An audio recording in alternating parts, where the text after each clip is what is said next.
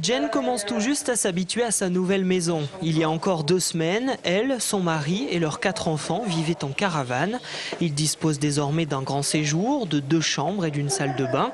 Grâce aux aides au logement, Jen et sa famille ne payent pas plus de 40 € par mois pour ce T3. C'est un autre mode de vie pour nous, c'est différent quoi. C'est déjà mieux pour les enfants, il y a plus d'hygiène. Il faut quand même qu'on s'y fasse un petit peu quand même, parce qu'on a vécu beaucoup en caravane, alors on est un petit peu perdu là. Au total, 7 petites maisons individuelles ont été construites dans ce lotissement et les gens du voyage ont eu leur mot à dire sur la conception. Ils ont demandé des espaces suffisants pour pouvoir garer leur caravane à côté de leur maison. Ils ont également participé à l'agencement intérieur des logements. Ces logements sont très conviviaux, ils sont conviviaux parce qu'on les a fait aussi pour eux.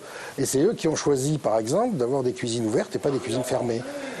C'est eux qui ont choisi d'avoir des salles de bain de ce type et pas des salles de bain comme on en fait d'habitude, plutôt avec des douches plutôt que des baignoires.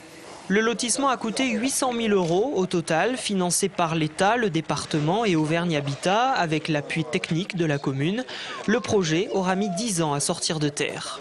Il n'y a encore pas si longtemps, les machines à laver étaient à l'extérieur avec des tuyaux qui alimentaient et les fils électriques qui pendouillaient un petit peu partout. Et je me disais, les enfants, un jour il va y avoir un accident, donc il était nécessaire de faire quelque chose.